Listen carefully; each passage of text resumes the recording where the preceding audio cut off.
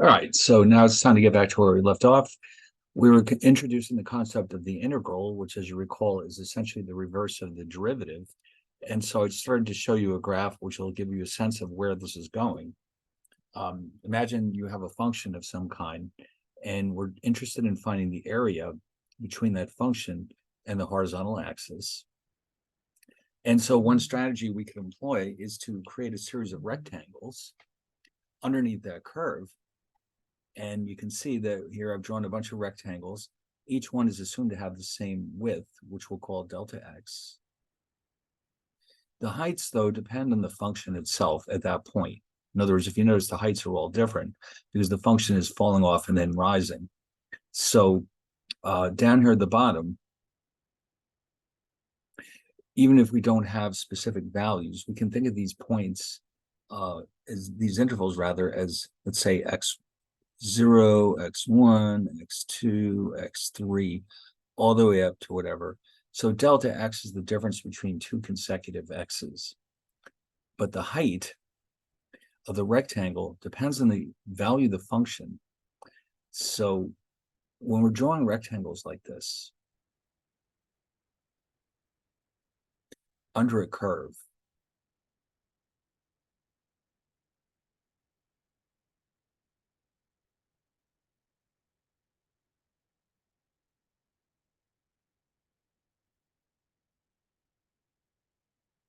let's say that's the function. Now, the thing is, here's the horizontal axis. In order to determine the height of each of these rectangles, we have to do one of two things.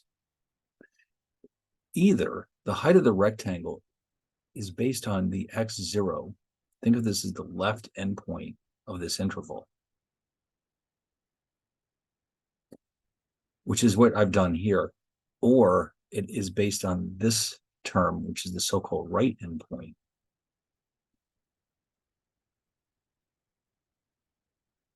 Now, if I had been using the right endpoint method here, a rectangle would have been smaller because the height would have been right here.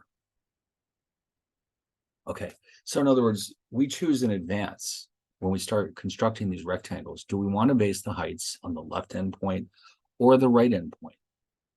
The widths we choose ourselves. We can have the width be anything we like. It could be 1, it could be a half, it could be a quarter. But the bottom line is, when you add up the areas of these rectangles, it'll give you approximately the area under this function down to the horizontal axis. Now, of course, if the width of the rectangles is fairly wide, then the approximation will be not the best, okay? The wider the intervals, the more crude, let's say, the approximation will be. So where this is going is that if you can imagine that we continue to increase the number of rectangles rather, by shrinking up the width between the endpoints, what will happen is that the delta x's will get smaller. So in other words, as the number of rectangles increases, what has to happen is that the delta x has to go to 0. Okay, I've got no room here. Hold on a second.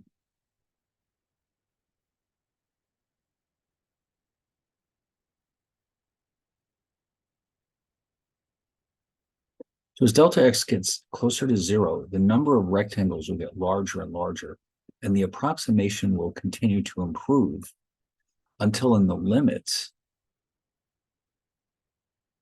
the area of the rectangles will match up the area under this curve.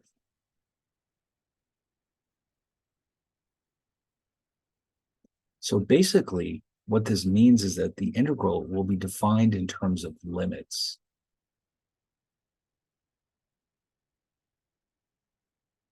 And we're going to see that in a few minutes, of course. Also, I want to point out, too, that whether we use the left or the right endpoint, as long as we continue to allow the delta x to get smaller and smaller, either approach will give us the same ultimate result. In other words, both of them will converge to the same solution. Anyway, so here's how the intervals worked. going to work. We start with the points 0, 1, 2, 3 up to n. And we're going to call these x0, x1, etc.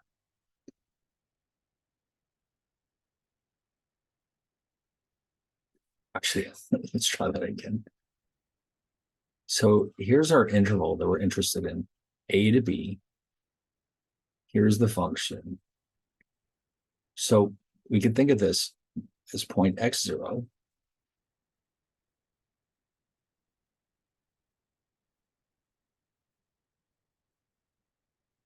Oops.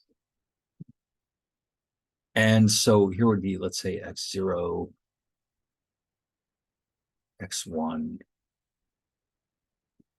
x2, x3. And let's just say this is x10. So in other words, we have rectangles going from 0 to 10. We have 10 rectangles, each of which has a width.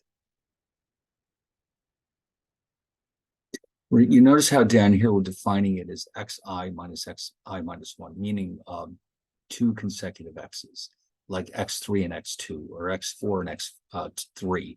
They're all the same. That is the key assumption. And what you're seeing here, by the way, is what we mean by delta x, the width or the difference between 2 consecutive endpoints. So we have wi, xi minus xi minus 1. Now, that's for a single rectangle. Remember, we're defining this over the interval from a to b. So whatever that number is, n tells me how many rectangles I've just created. So let's say that a is 0 and b is 5. And I've chosen to create 10 rectangles. That means delta x will be a half. In other words, each rectangle has a width of 1/2. Okay, let me fix that.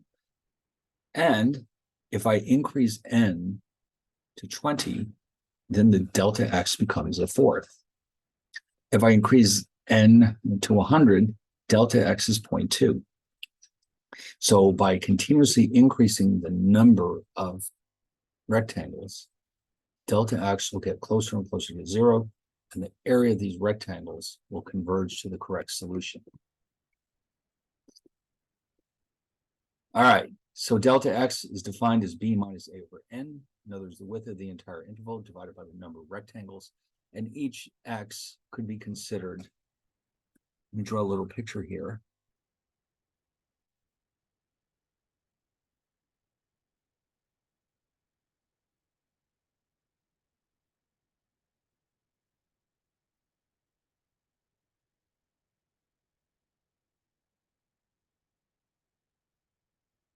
So in other words, any x, let's say x2, could be defined as x0 plus 2 times delta x.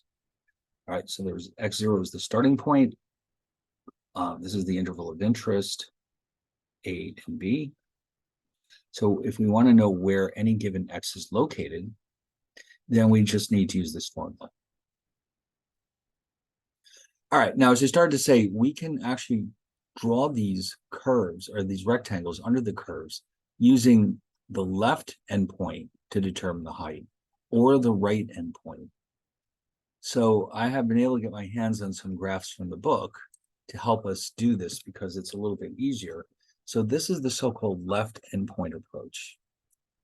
And again, what that means is that the first interval is between x0 and x1. Okay. And so what's happened here is that we're using f of x0 is the height of this rectangle. For the next interval in here,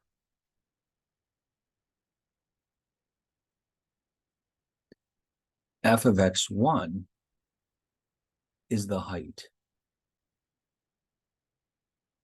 And it goes on and on and on all the way to the end. Okay, so there's in each case, it's the one on the left, the so-called left endpoint, that is determining the height of this rectangle. You can kind of see by looking at the graph. Now, of course, this introduces inaccuracies. You can see there's some missing space here and here. Okay.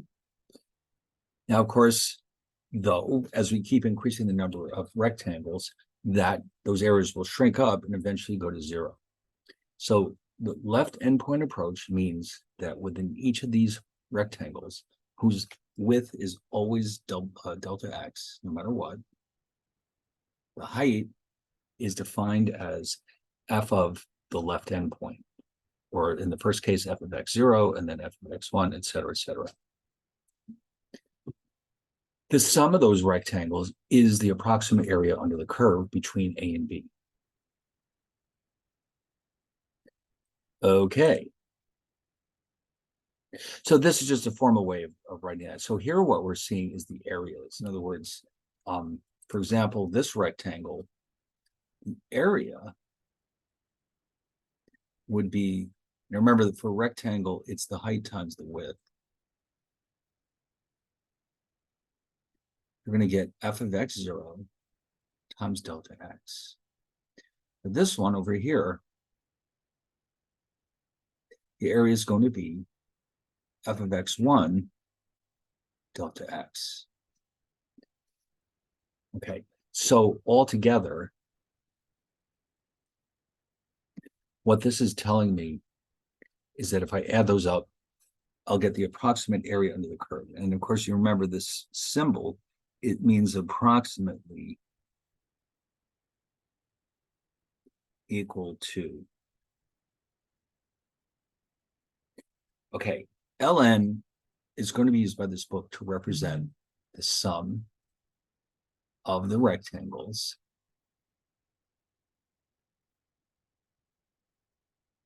when the left endpoint method is used.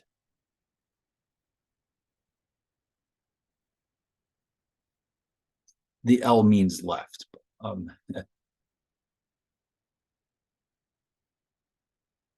right, so you can probably imagine what they're going to do for the right endpoint method.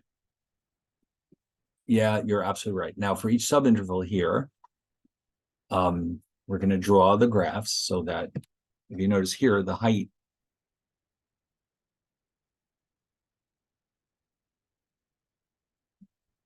of this thing is going to be taken from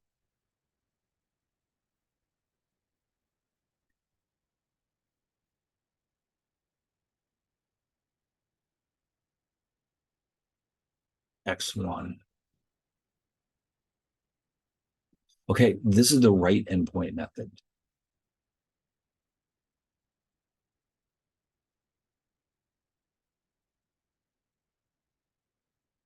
And then if we do have x, the next one, x1 to x2, okay, the height is being determined by x2.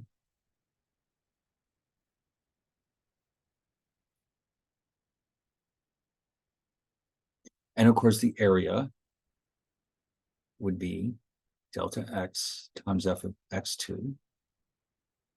And up here, the area would, of course, be delta x f of x1. And so we add them all up and we get approximately. And now if you notice here, instead of having too little area, we seem to have too much area.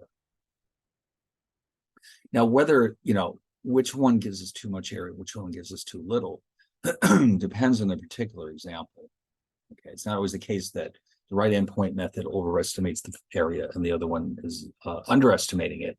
It just worked out for this formula. But if you notice, neither one of them is perfect and they don't exactly equal each other, but they will in the limit. Okay, so as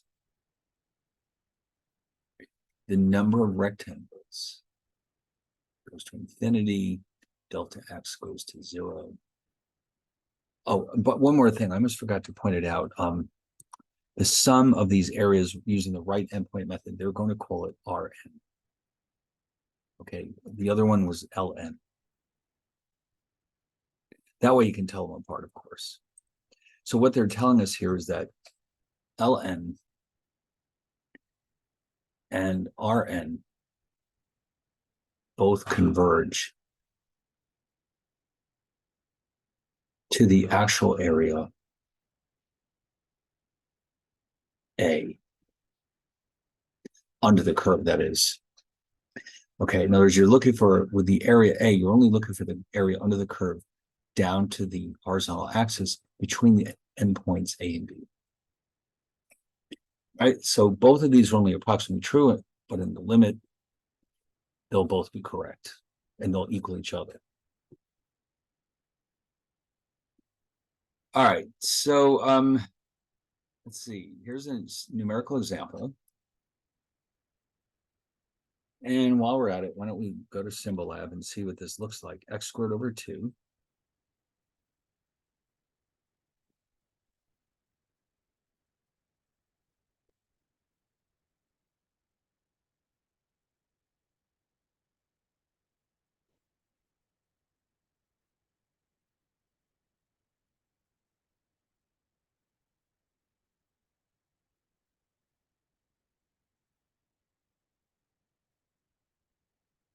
Okay, so it's obviously a parabola. We're interested in the area between 0 and 3.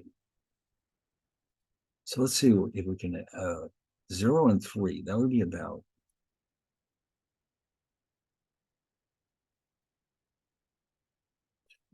okay, about here.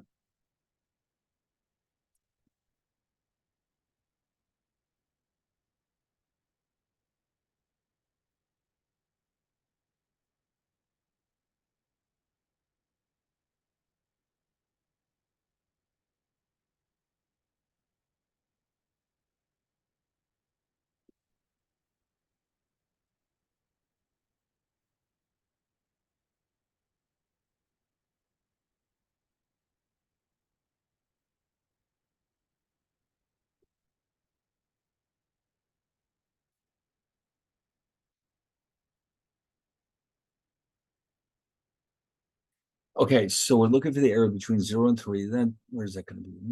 Let's say about, I don't know, here. It's hard to tell with such a small graph, but let's just say it's right about here.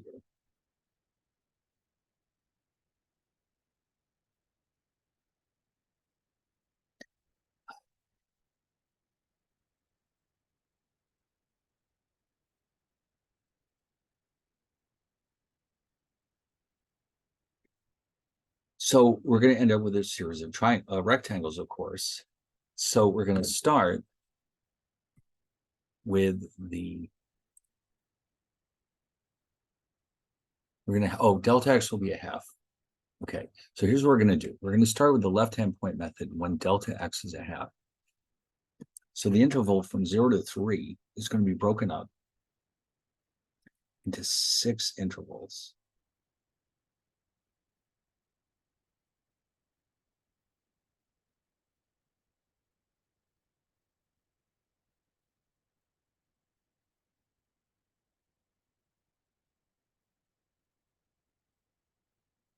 So those are the intervals. Now, since we're going to be using the left endpoint method, and f of x is x squared over 2, what we need is the areas of 6 different rectangles. Okay, so we're going to have the left endpoints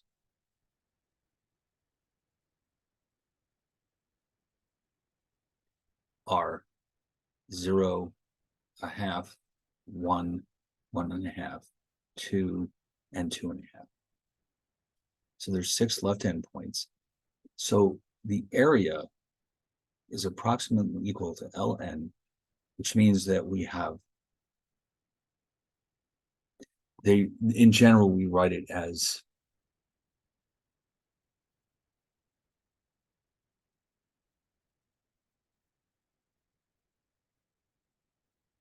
that'll do. Okay. So we can think of this as x is, that would be x5. Okay, in other words, you can think of this as x0, x1, x2, x3, x4, and x5. X6 would be 3, but we don't need it because we're using the left endpoint method. So that's where these calculations are coming from. Now, remember, f of x is x squared over 2. The delta x we've already determined is a half. That'll never change. So if you go through this formula, you'll see that if we plug in 0 into x squared over 2, you just get 0. And then there's the half. F of a half is an eighth. F of 2 rather is a half. I'm sorry, f of 1 is a half.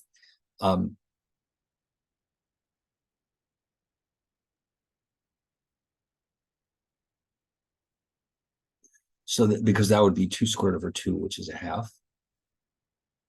Oh, no, I did it again. This is a half. And this is 1. We're doing it 1/2 at a time. A half squared over 2 is an 8. Okay. 1 squared over 2 is a half.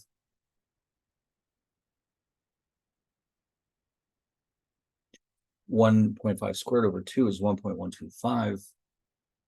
2 squared over 2 is 2.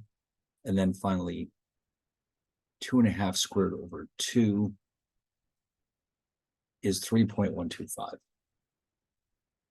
In each case, we multiply by delta x, which is a half, and then we add them up. And it turns out that the sum is 3.4375. I'd forgotten that the book has a nice graph of these, so we can take a look at the next slide. So this is our left endpoint method.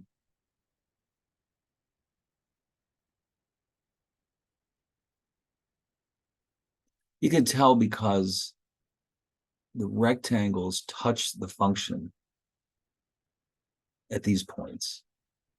Over here, it's the other way around. Here, here, here, here at the right endpoints. Okay. So it appears from this graph that what we just did, we'll call it L6, is probably a little too low. It doesn't appear to be enough. Because of these gaps over here, the right endpoint method appears to be overstating the true area that we're looking for.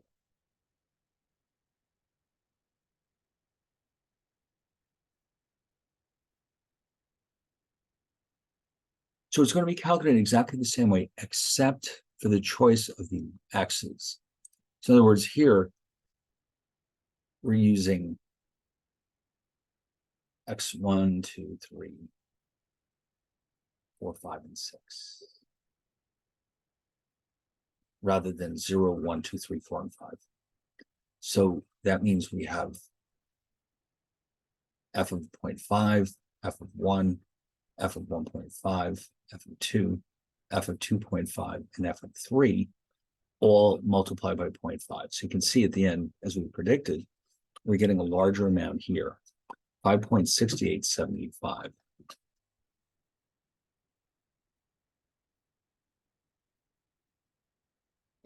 So they're pretty far apart, but that's because we only have 6 rectangles. If we had more, then the two would be much closer to each other. So let's see. Now, of course, if we needed to know the exact amount, we'll get into that later on. There's a way we can figure out the exact area.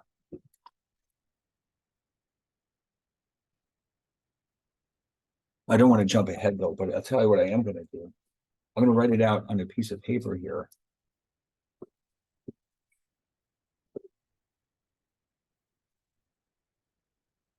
I'm going to let you know in a second what the exact value is.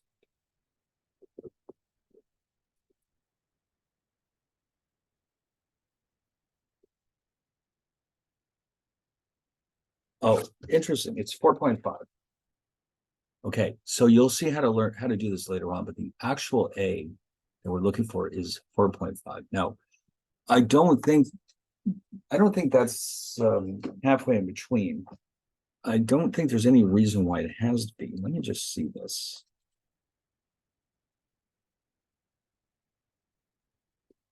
No, it's not exactly halfway in between, but it's pretty close. But ultimately, the correct answer here is actually 4.5. And again, soon enough, we'll see how to do this.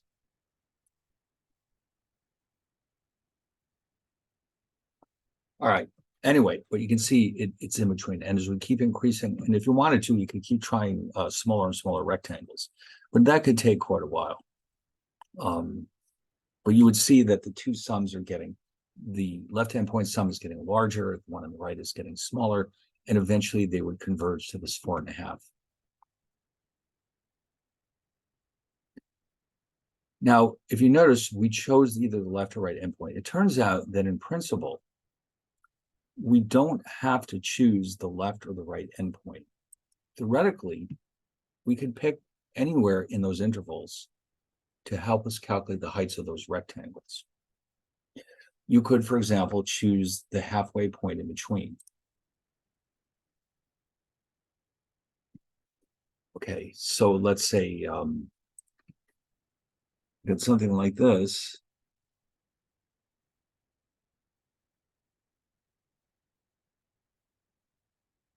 I'm going to see if I can draw this properly. So let's say, for example, this is x2 and this is x3.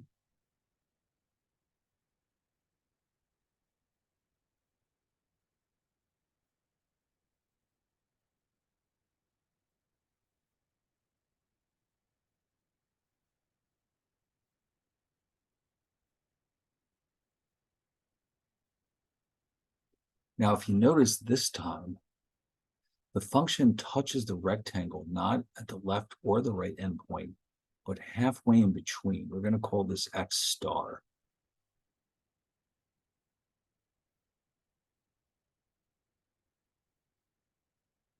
And the height of this rectangle is f of x star.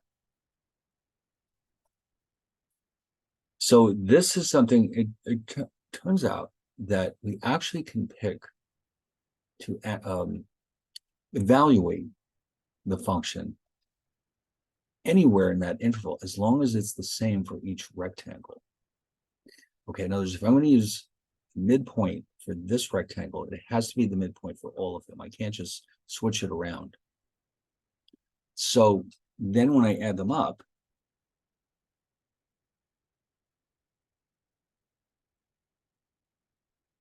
it'll be the set of these heights times the delta x's. And this, by the way, is still delta x. So this has a special name in calculus.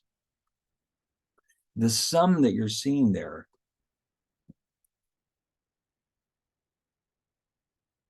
is sometimes called a Riemann sum, after, well, Riemann, who invented this idea. Now, you might say, well, why would we do this? Don't the left and the right endpoints work equally well? Well, it may be that for certain functions, we're better off choosing a different location in the rectangle than simply the left or the right endpoints. So what this does is it increases the flexibility that we have in solving for these integrals. So the bottom line, though, is this. The A is approximately equal to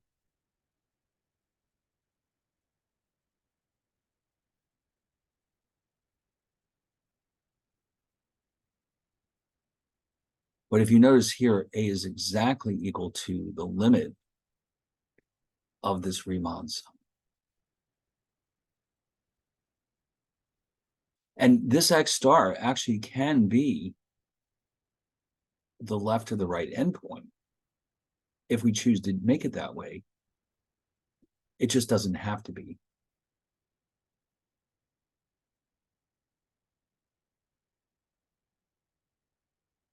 or anything else, as long as we're consistent.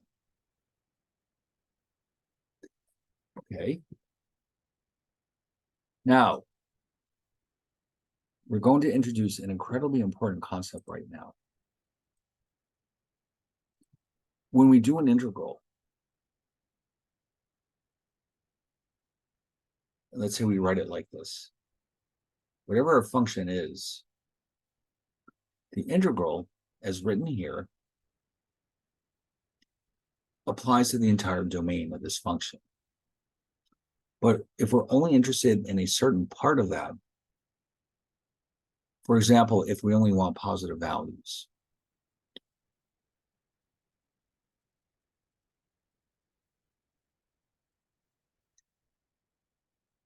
so we're only concerned about the area between these 2 points. That's all we want to know. What we have up here in the top is called an indefinite integral, because it covers the entire real number line. One down here will be written in the following way. You notice how we have to specify the 2 endpoints. And this becomes a definite integral. And the difference between the 2 cases is that the definite integral will give us a specific constant. The indefinite usually gives us a function. It could be a constant, but it's usually a function. The definite integral will definitely give us a constant. Okay, in other words, the whole idea is to evaluate it between just those 2 endpoints. And so the number that we get is the area between the function and the horizontal axis over that interval a to b.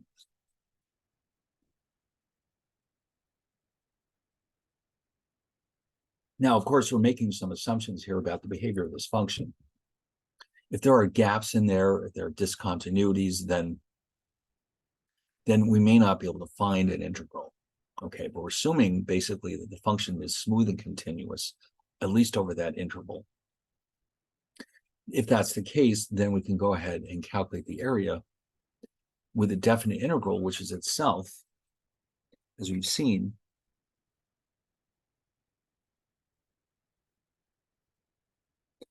hold on 1 second. A limit. The limit of the Riemann sum over that range.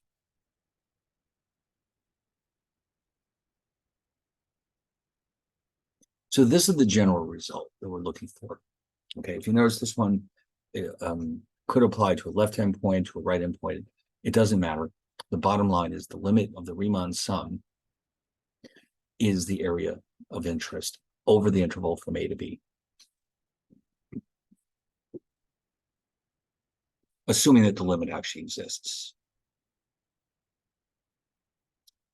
Okay, now, a little terminology here. If the limit exists, then we say f is integrable, which simply means we can find its integral over the closed interval a to b. And we're told here that as long as f of x is continuous, then we're guaranteed that it has an integral over that interval. Okay, so continuous implies integrable.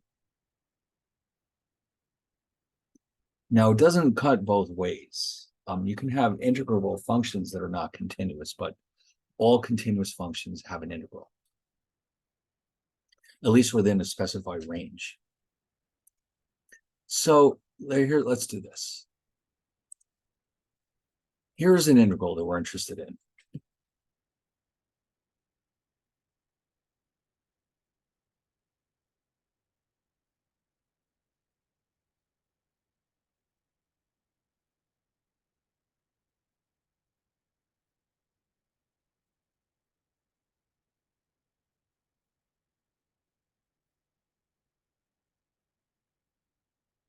So the area is going to be the integral of this function over the range from 0 to 2.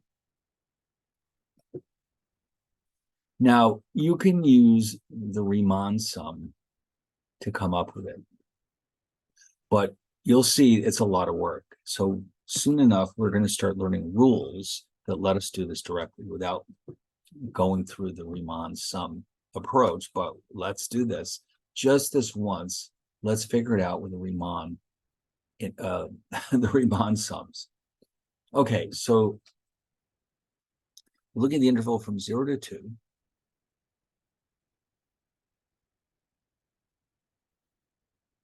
So let's just say, well, we have n intervals or n rectangles.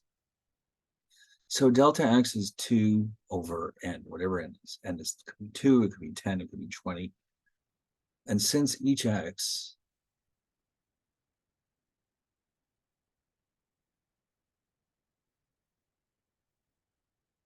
let's say we pick xi, the initial value of x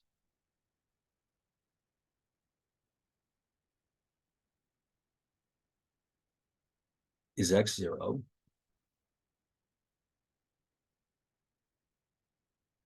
And so we've already seen that xi, no matter where it is equal to the initial value of x.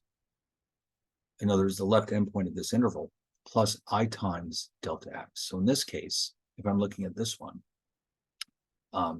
it's going to be 0 plus 2 over n times I, or just simply 2i over n. So we can figure that out once we know what n is. So therefore, f of x is x squared, because that's what the function is. And now I can write that as 2i over n squared, which is the same thing as 4i squared over n squared. So that is what goes in here for the height of each rectangle.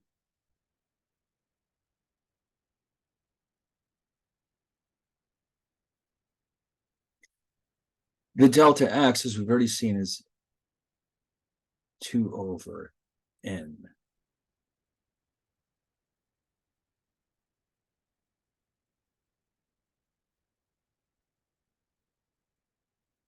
Okay, so that's the expression. And then if you want to multiply them out, you'll see that this is equivalent to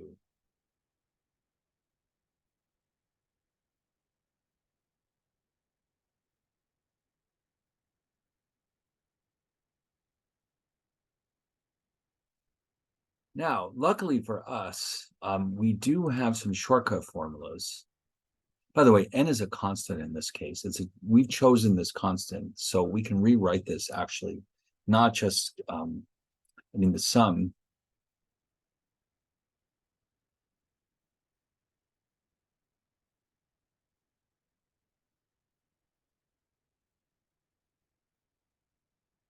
If you notice, the variable is the index here, so the n is treated as a constant.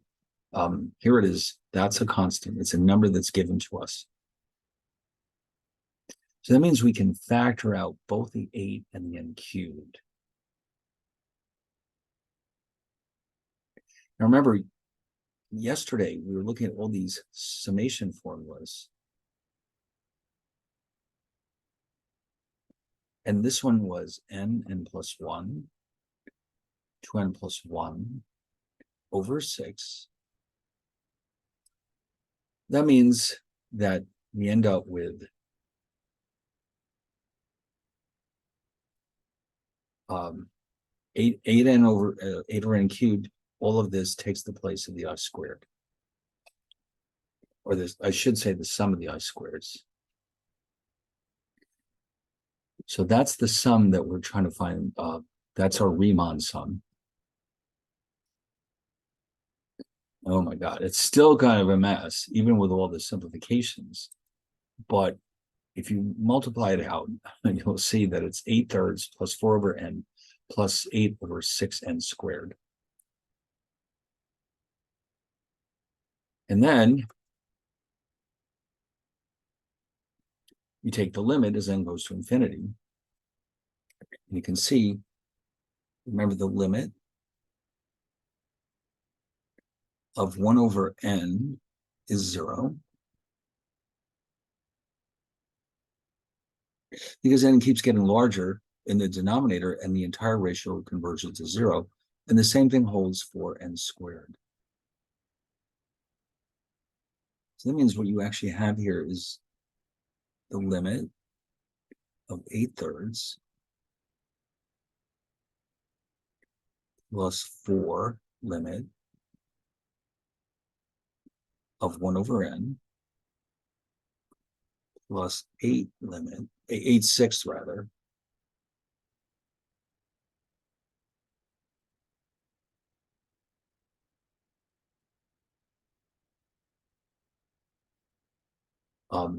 as n goes to infinity of 1 over n squared. So you can see these two terms are just going to go to 0. And the limit of a constant is a constant. So therefore, we end up with 8/3 plus 0 plus 0. And voila, there's a result. Now, that's how we solve an integral, a definite integral with a Riemann sum. Most of the time, we won't bother with this. I mean, it's great to know how this works, but we need results. So we're going to learn a lot of rules that will let us do this directly. And in fact, I pointed this out a couple of times. If you look in your book, you'll see that there's a huge table in the back of integrals. It's enormous. It's a lot larger, if you notice, than the list of derivatives. Because integrals are just more complicated. Much more complicated, really, when you come right down to it. All right, let's get this thing open. I just want to show it to you again. Here it is. It's still there. So these are the integrals, and it is a long list. And, you know, some of these you'll use all the time. And some of these you'll hardly ever look at them. Yeah, look at that list. It just goes on and on and on. But there's certain ones that you'll need on a regular basis. So I'm not saying you should memorize them, but you should be familiar with them. Like the integral of u to the n, or e to the u, a to the u, sine u, cosine u. These are all going to show up quite often. Anyway, so, by the way, this was part 5A. It's done. We're now ready for part 5B. Now, what we're doing in B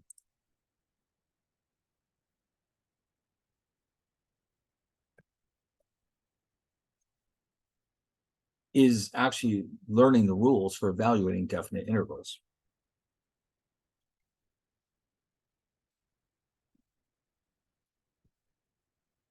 And we're going to extend this to more complex cases as well.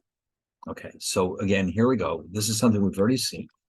For any function, if we want to know the area between that function and the horizontal axis over a given interval a to b, we're taking the definite integral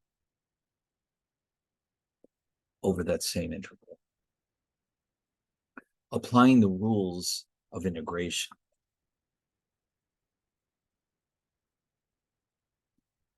Now, sometimes we get into these tricky areas. Look at this thing. By the way, when we do these, if you'll notice that if the entire function is above the horizontal axis, the area is guaranteed to be positive. If it falls below, the area becomes negative. If I add these together right now, I'm going to get something that's very close to 0. We have to be very careful about these.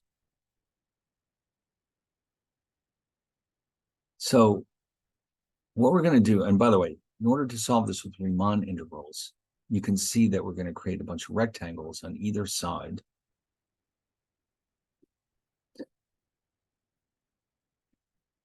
Okay. So let's look at an example where we're looking for the area between 0 and 2. But the curve is at least part of the way below the horizontal axis. So let's break this up into two areas. We'll call them A1 and A2. A1 is the positive area. A2 is the negative area. So the Riemann sum in this case is going to equal A1 minus A2. And because we're subtracting a negative number from a positive number, this guarantees that the total area will be positive.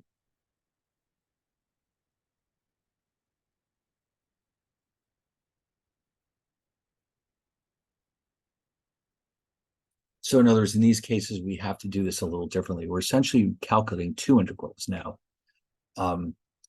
between 0, in this case, and 1 and 2, because in the first case, we're completely above the curve axis, and in the second case, we're completely below.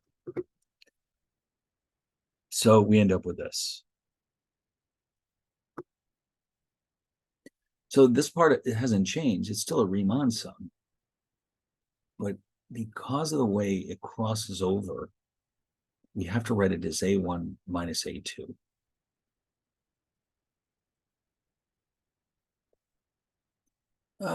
So that means when you run into these cases, you will be the one who has to figure out what the intervals are within which the function is positive and negative. And then that's the only way you're going to be able to split it up appropriately.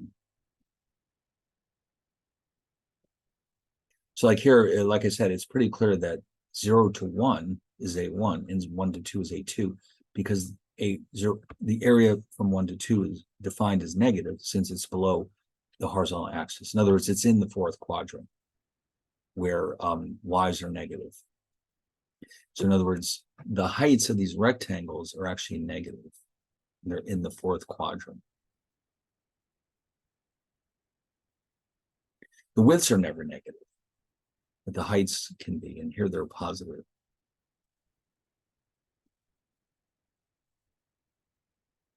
Okay, now here's another one. We're going to look at the interval from 3 to negative 3 to 3 for the function 2x. And we're interested in what's going on between 2x and the axis. Well, once again, you can see you've got a positive area and a negative area. So we're going to have to break this up. A1 is everything to the right of 0. A2 is everything to the left. What's the area of A1? Well, fortunately for us, this is a very simple case because we have two triangles. We don't really need to create a series of rectangles. We already know what the areas are. Remember, a triangle, the area of a triangle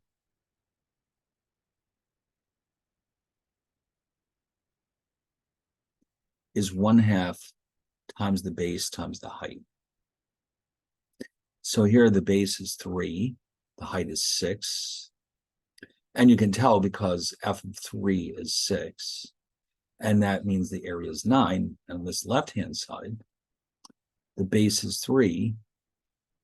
The height is actually negative 3. A negative 6, rather, because f of negative 3 is negative 6. So you technically have an area of negative 9 for A2. So the Riemann sum is A1 minus A2. 9 minus 9 is 18.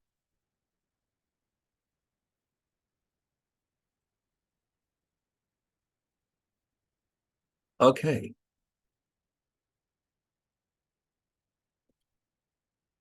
So the total area in absolute terms is 18. The actual area, because half of it is positive and negative, is referred to as the net signed area, and that's equal to 0. Okay, so yes, if you add them together, you're going to wind up with 0. But if you take the absolute value of both areas, you'll end up with 18. And that's normally what we're interested in. But it could go either way. So we're going to call that the net signed area, which takes into account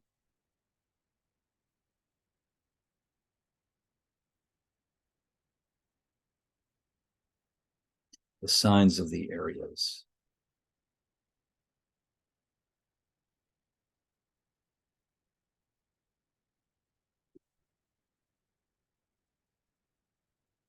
Okay, so here we go. We have a definition. let's summarize all this. We have f of x is an integrable function over the interval a to b. A1 is the area from the x-axis above. Now, that means the one on the right has to be the A1. And A2 is the one below the axis. The net signed area means you just add them together. Okay, in other words, A1 is positive, A2 is negative, and you combine them and you may end up with 0. But the total area, which is often what we need, does not allow for the negatives. In other words, what we're effectively doing here is taking the absolute value to avoid that problem. So in other words, we know that the left and the right-hand side, the magnitude of those areas is 9. So the grand total is in fact 18. So the net signed area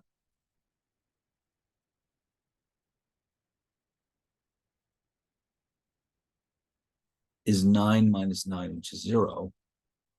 But the total area is 9 plus 9, which is 18.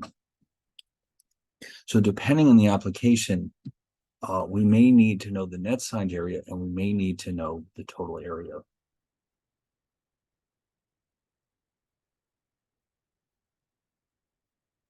Okay, now, at long last, we get to understand how to actually evaluate a definite integral. So first things first, look at this case. You've got a to a. That actually represents not a rectangle, but a single line segment whose width is defined to equal 0.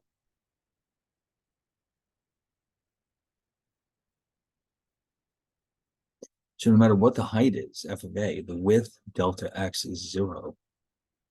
And so that means that you do not have any area at all. So therefore, this one is defined to equal 0. But we're not going to run into that very often. So let's look at some more properties of these definite integrals. Now this is something that might catch you by surprise. If you change the endpoints, you also change the sign of your result. Okay, so in other words, from a to b of f of x is the negative of the same function from b to a.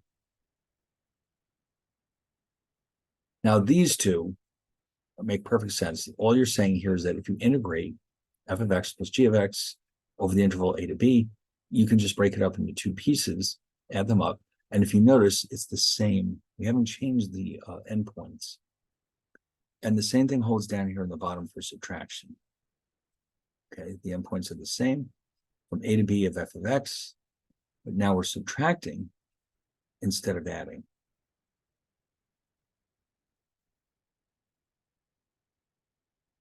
All right, now, here's another property that probably won't surprise you because it should remind you of what we saw with the summation signs. The sum of, or the integral of c f of x dx can be rewritten as c times the integral of f of x dx. Okay, so just like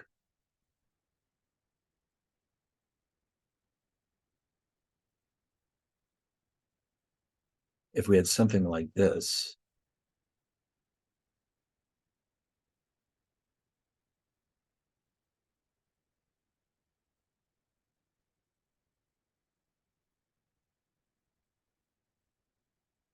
all right. Now here's another interesting bit. The interval here is a to b.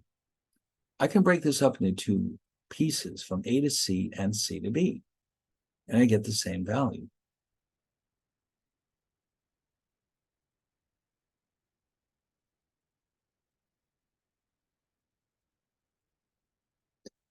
So let me try that again.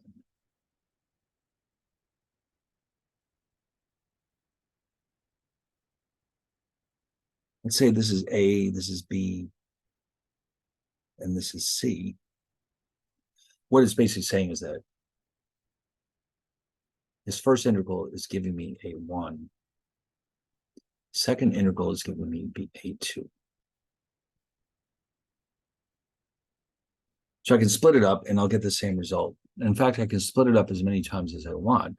Now, we don't do this just for the fun of it. We do it because it might simplify whatever we're working on. There might be some convenient reason to break it up into these two pieces. Just be aware that you can do this as long as C is somewhere between A and B. Also, I guess I neglected to mention this. This symbol for integration is meant to indicate that we're taking an infinite sum. In other words, remember we talked about the rectangles. As we keep shrinking up the width of the rectangles, the number of rectangles is increasing and converging to infinity. So the integral is nothing but an infinite sum. And so that symbol, I'm not sure if anyone knows exactly its origins, but it's supposed to represent an infinite sum. Compared to this, which is a finite. Well, okay, this one doesn't have to be finite either, but it often is. The S shape here is what we use to represent an infinite sum.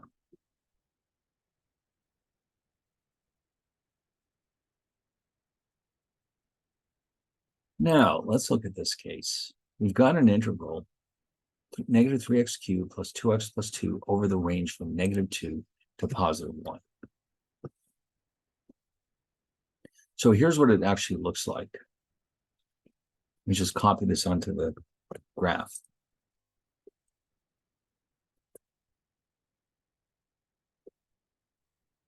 So basically, what we're going to do is apply the rules of integration to that function, but then we're going to evaluate it in a very interesting way.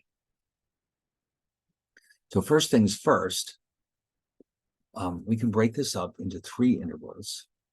Negative 3 times the integral of x cubed plus 2 integral of x dx, of course, plus 2 times the integral of dx. We know that all of these can be handled with a power rule.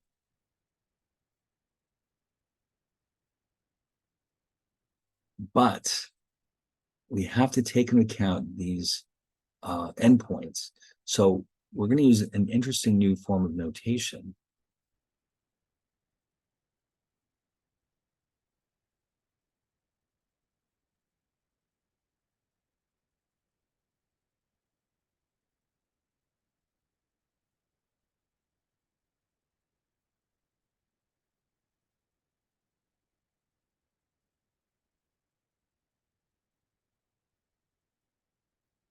So in other words, what I've done is I've evaluated the integrals with the power rule. I've moved the constants on the outside. What's going on here? What does this mean for these numbers to be here?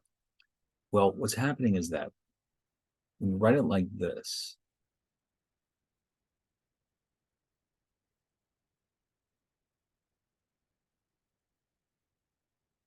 that's a shorthand for saying substitute A for X and then do the same thing for B and then subtract. So let's say you had something like this. You'd end up with A squared minus B squared. Okay. So what you're doing is you're evaluating the function at A, and then you're doing the same thing for B, and then you're subtracting.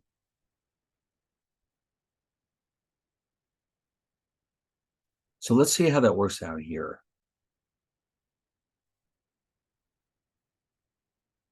So I've already gone ahead and started doing this. I'll tell you, let's do this from scratch. You can see all the steps. So we had minus 3, x to the 4th over 4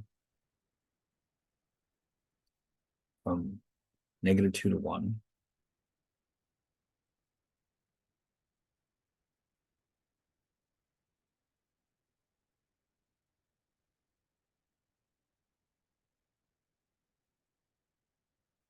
Now, we're not done. We can actually move some more constants outside here. It's usually the best thing to do. So here you have 2 divided by 2, so the 2's drop out. And here you just have 2x. So here's what you end up with.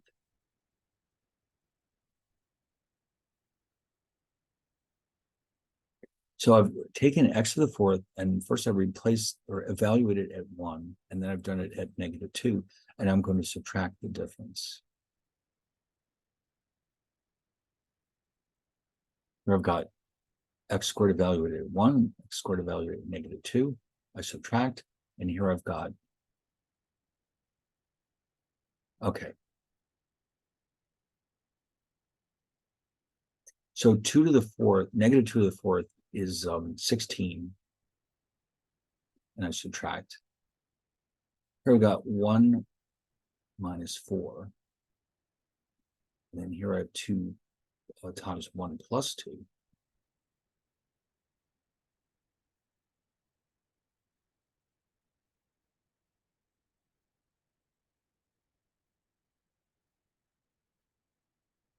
So this first term is 45 over 4 plus 3 plus 6.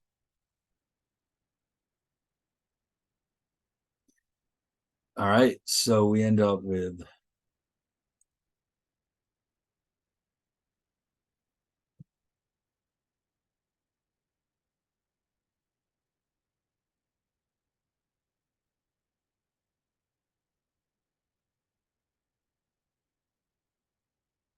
so we need a common denominator.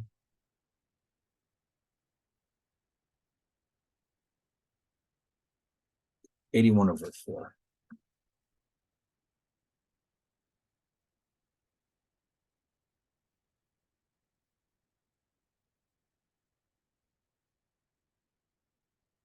Okay, just as long as I haven't made any mistakes.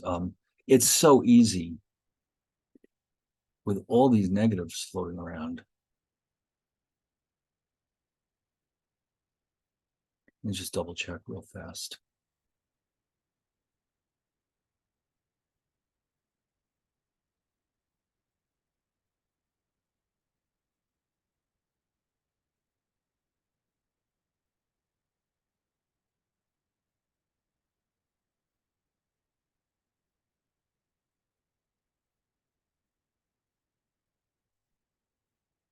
No, that's right. Oh, I know what happened. This was -3. I knew something didn't look right. All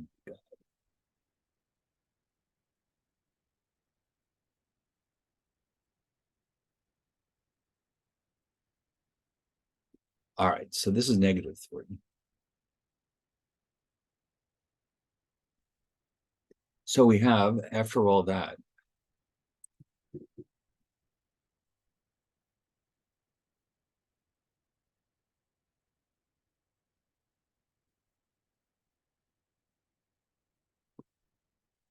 so it's -3. So we have 45 fourths plus 3. So we'll turn these into fourths. Yes, now we're good.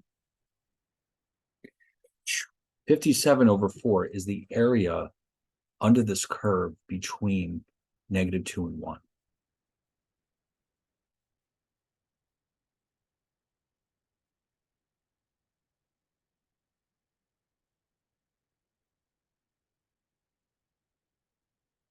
Okay.